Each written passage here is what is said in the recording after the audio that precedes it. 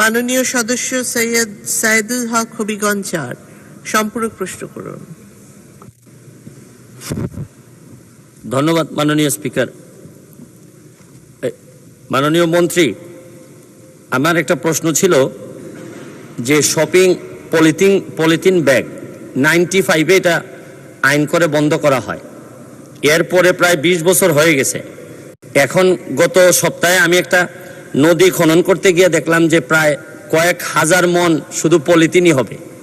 তো পলিথিনের অবস্থাটা এরকম হয়েছে যে শুধু আপনারা পলিথিন ব্যবহারকারীকে ফাইন করে যতটুকু কন্ট্রোল করতে পারবেন, তার চেয়ে পলিথিনের যে ইনগ্রেডিয়েন্ট আমদানি করা হয় এই যে মূল জায়গায়, এই জায়গাতে আপনারা হাত দিবেন কিনা, এক। আর সেকেন্ড হচ্ছে গিয়ে ব্রিকফিল্ডের যে বিষয়টা, শুধু পরিবেশের ক্ষতির সাথে সাথে আমার এলাকায় আমি খেয়াল করে দেখলাম যে কৃষি জমির মাটি সব ওনারা নিয়ে যাচ্ছেন।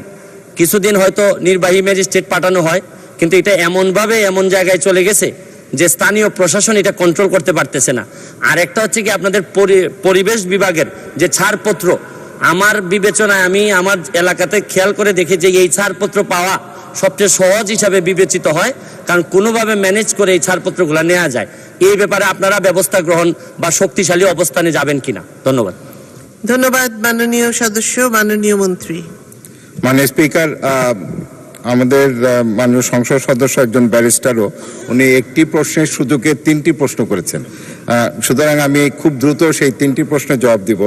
প্রথমে হচ্ছে পরিবেশ ছাড়পত্র সহজীকরণ, সেটি আমাদের টার্গেটে আছে এবং আমি আনন্দের সাথে জানাচ্ছি মাননীয় স্পিকার, আজকে আমাদের মন্ত্রণালয় এবং A2I, হ্যাঁ সহজভাবে আমি আসছি, আমরা একটি MOU সই করেছি যেখানে এই বিষয়টি আমরা অন্তর্ভুক্ত করেছি।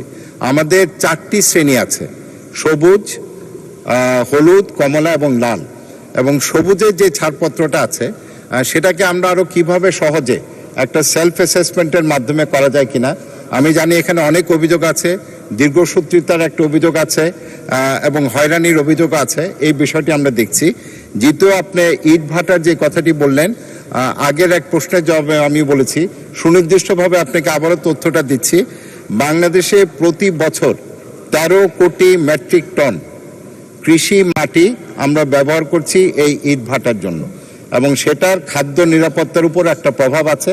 তবে সেই সমাধানটা আমরা যেটা দিচ্ছি, আমরা এখন ব্লকের দিকে চলে যাওয়ার চেষ্টা করছি এবং